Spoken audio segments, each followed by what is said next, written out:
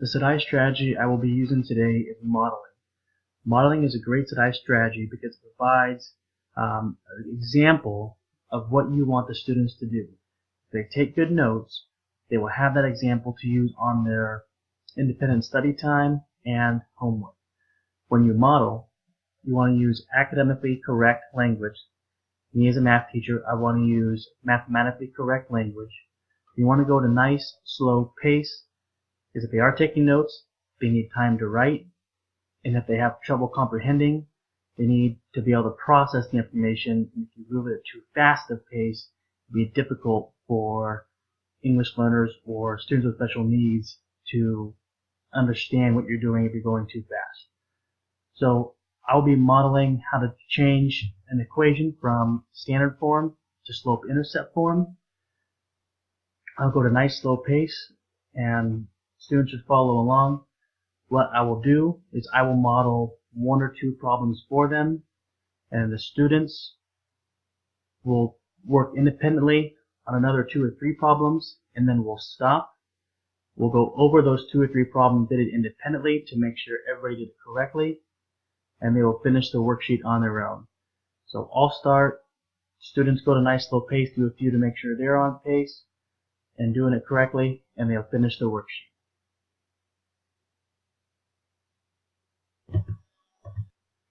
So here I will demonstrate taking an equation of a line in standard form. You need to transform it to slope-intercept form.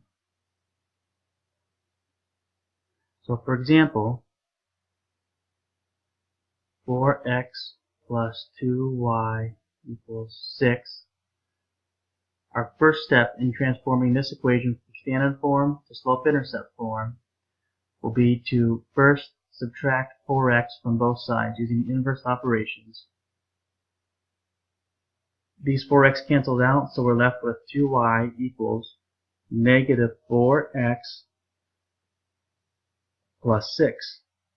Y is not quite by itself, so we again use inverse operations. We have 2 times y, so we need to divide by 2. Every term by 2. So these 2's cancel out, leaving y by itself equals negative 4 divided by positive 2 is negative 2x. And the positive 6 divided by positive 2 is a positive 3. So now we have transformed an equation from standard form to slope-intercept form. Y equals mx, so negative 2 is our m, or our slope, and positive 3 is our b, or y-intercept. Y equals negative 2x plus 3. So at this point, students should take a few minutes to complete, do 2 or 3 problems by themselves. You will stop, review those 2 or 3 problems to make sure they're doing them correctly, and the students will finish their worksheet.